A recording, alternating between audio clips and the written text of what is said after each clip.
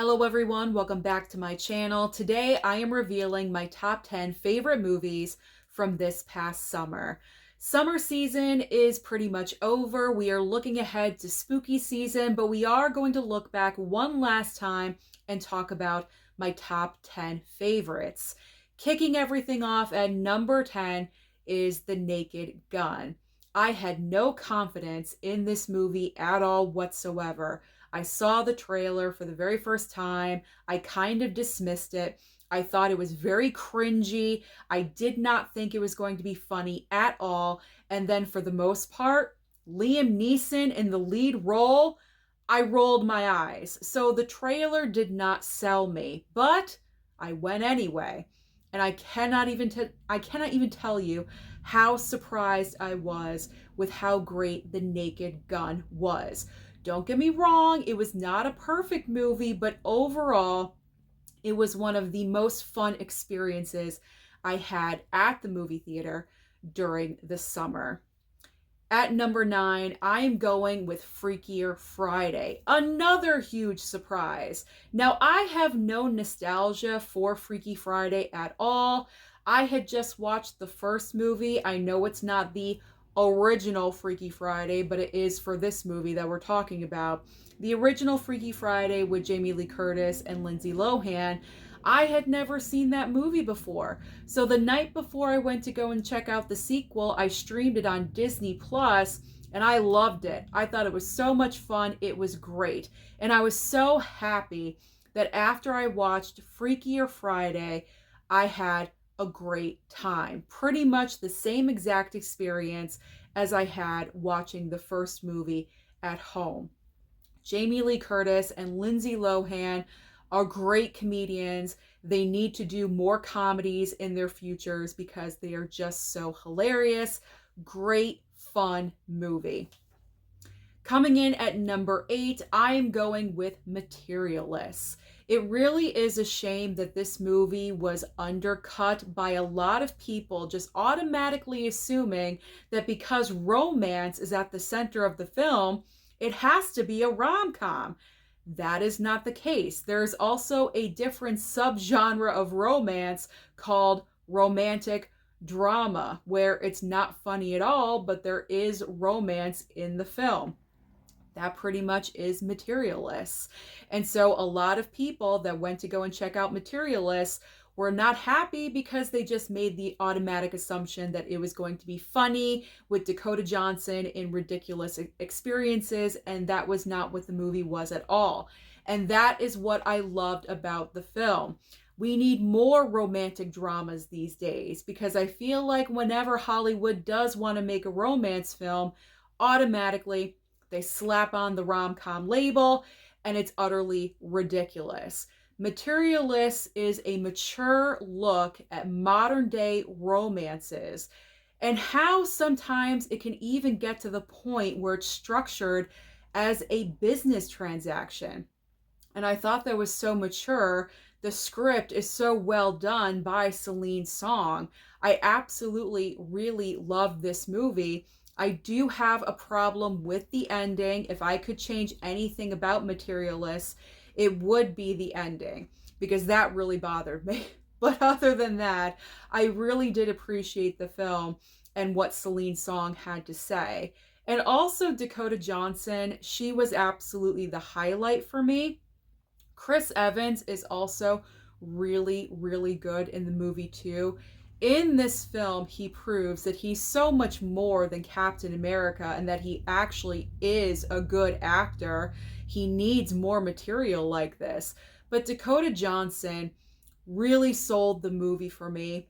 It was very believable with her in it, and I just really enjoyed it. So, Materialists, cannot wait to pick it up in the future. In spot number 7, I'm going with Caught Stealing. I'm not going to go on and on about this movie because I recently talked about it during my August ranking video. It was my number 1 film from the month of August. This is also another film that really caught me by surprise because I had seen the trailer 10 billion times. They were playing it like crazy, and I was sick and tired of it by that point, but I still went to go and see the movie. And I was blown away. As soon as the film starts, it's a nonstop action thriller, crime drama with Austin Butler at the head of everything. And in this movie, he proves he is so much more than playing Elvis. In my opinion, this is Austin Butler's best role to date. It gets very emotional with his character, and he absolutely delivered.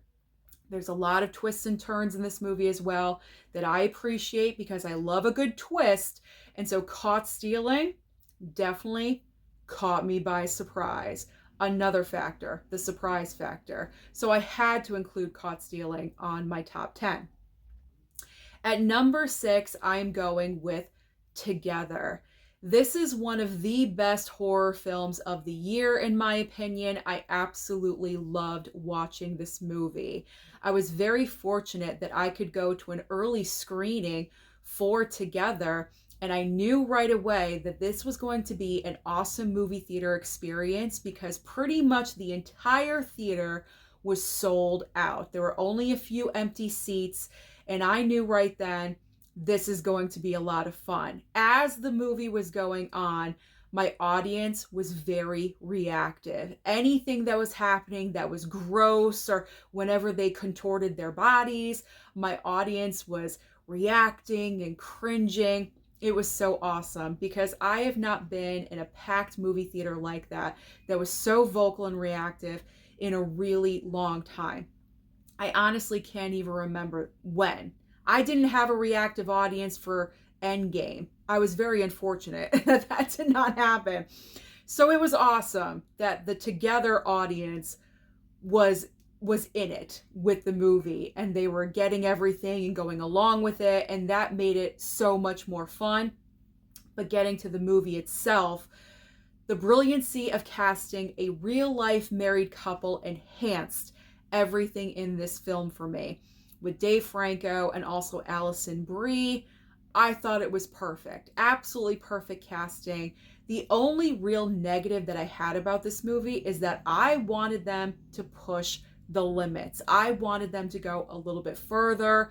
We could have had a little bit more gore, just a little bit more blood, but it delivered for me. Absolutely loved Together. Now let's talk about the top 5. In 5th place, so happy to say, Fantastic Four. Who would have thought that the MCU would be back, at least in my opinion? It's not full on back, but it is taking the baby steps in the right direction to get back on track. It's kind of like we're on the highway. We're on the highway. We're going in the right direction finally. There were a lot of stumbles in between, but I feel like we possibly have a direction towards the future. Fantastic Four was also a great movie experience for me.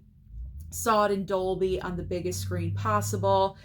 And besides the lack of action scenes, because I would have wanted a little bit more action, I wanted to see the Fantastic Four use their powers just a little bit more. I was overall happy with everything. I enjoyed the casting. I thought it was great. In particular, Vanessa Kirby was my favorite casting choice. She really, really proved herself as an actress in this movie for me. I've also seen her in numerous other projects, and she's pretty much always solid in every single movie that she's in. But I really enjoyed her interpretation of Sue Storm. I thought she was great. So, Fantastic Four, very, very happy, very, very content. I cannot wait to see where MCU is going next. Well, this list is going to the other MCU film that I really enjoyed. In spot number 4 is Thunderbolts. The reason why Thunderbolts is above Fantastic Four is because, and they had the same score on my Letterboxd, I believe. They both had a 4.5 star. So I had to choose which one was going to be over the other one. And the reason why Thunderbolts is in 4th place is because the rewatchability factor, if I had to choose, I would most likely choose Thunderbolts over Fantastic Four.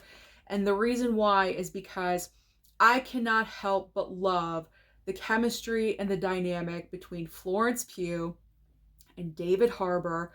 They sell it for me. They really, really do. They have a couple of very important scenes in Thunderbolts, and they are just so good together. Brilliant casting. And then you throw Bucky, Sebastian Stan into the mix. I cannot help but love him. He's absolutely gorgeous. I'm just going to say it. He's absolutely gorgeous. He has one of the best moments in the entire movie with like a T2 flashback. I've talked about that, where he's on the motorcycle and he breaks out the gun. It's like, we're in T2. Like, it looks incredible. He looks incredible. But the overall chemistry and dynamic of the group as well, and also with the movie delivering the mental health aspect of the film, or focusing on that aspect, and how it can be extremely difficult, and how these characters are coping with their own mental health. I really, really enjoyed that. So Thunderbolts, I adore. I really, really did adore it. I just watched it again on Disney Plus, and I look forward to watching again in the future. Top 3, here we go. Third place, Ballerina. Every single summer, I need to watch action films. I love watching action movies, big action blockbusters in the summertime. And for me, my personal favorite action film, well, I don't know if you would consider my number one an action movie, but Ballerina is definitely more of an action film than my number one. But Ballerina is, to me, the best action movie of the summer over Mission Impossible: The Final Reckoning. Now, I'm sure some of you are going to disagree with that, and that is perfectly fine. I was disappointed with The Final Reckoning. I felt like it just went on, and it repeated itself. Ballerina was just nonstop action for 2 hours, and you have Ana de Armas fully taking on the role of a brand new female action star, showing everything that she can do.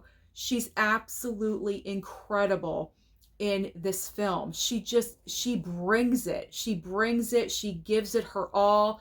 In particular, in the third act of the movie, she's got that flamethrower in her hand, and she is just going crazy. It is awesome. And I have to agree, because someone mentioned somewhere that, honestly, did we really need John Wick, Keanu Reeves, back in this movie? I don't think so. I think we could have left Keanu Reeves out of the film, and it would have worked just as well. I know the reason why they did it, because you want to bring in that audience that do want to see Keanu. They want to see the character of John Wick. I completely understand that. But by doing that, it's also undercutting what you are trying to do, which is launching a brand new star, or an action star, in Ana de Armas. So it's kind of like a double-edged sword with what they did. And there were some like little complaints that I had when I was talking about it previously, where the story aspect probably could have been worked on a little bit, and underused characters. But honestly, I had so much fun watching this movie. I was just loving it. Every single minute, I was loving it. So, Ballerina, favorite action film of the summer. Now is our top 2. Both of these movies I gave 5 stars on my Letterboxd. In second place is How to Train Your Dragon. I feel like I've talked about How to Train Your Dragon so many times here on this channel. I just showed you the 4K Steelbook a couple videos back. I'm sure you're tired of hearing me talk about this movie. So let's talk about it one last time. I'm going to be very quick. I was not expecting to love this movie as much as I did. I usually don't go for movies like this, but I was bored one day and I decided, you know what, let's check it out. Another summer surprise. This has been the summer of movie surprises, because there's like 4 or 5 movies on my top 10 list that I did not expect to be as good, or for me to enjoy as much as I did. And How to Train Your Dragon is one of those. I absolutely loved it. I thought it was a perfect live action. Definitely one of the best live actions of the year. There's so much heart and charm and soul in this movie. Lessons are learned. and the underlying theme of fathers and sons, you can't really get any better than that. So How to Train Your Dragon, absolutely top 10. But my number one favorite summer movie is F1. This film I thought was so incredible. And the reason why, number one, I saw it in Dolby. So that absolutely helped the situation because currently my IMAX theater is being remodeled. They are completely renovating it, so I cannot wait until they are done and experience everything in IMAX. So we went to Dolby because I went to go and see F1 with my father, and we both absolutely loved the film. And I feel like the main reason why I loved F1 so much is because this is really a throwback to movies that I used to watch in the 80s and the 90s. And some people were talking about like F1 is following a formula of movies from the past where you kind of have like the underdog, athlete or, the underdog athlete, and they're coming in and they're going to succeed, and there's the love story that happens, then they get an injury, are they going to come back? Yes, they do, and they end up winning at the end of the day. Does it follow that formula? Yes, it does. Do I care? Absolutely not. Did I love it? You bet. I absolutely loved it because let's be honest, we really don't get movies made like this anymore. And so I really appreciated the fact that this movie went back to the old storytelling days. I can't believe I'm saying that, from the 80s and the 90s, and bringing it current. I want more films like this. I really, really do. They're just guilty pleasures.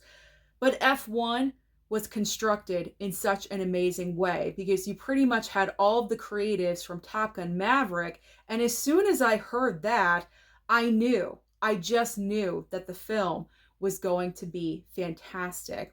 So it's a great movie. I saw it in Dolby. It sounded amazing. The sound quality is fantastic. And then on top of that, it was an experience that I shared with my dad.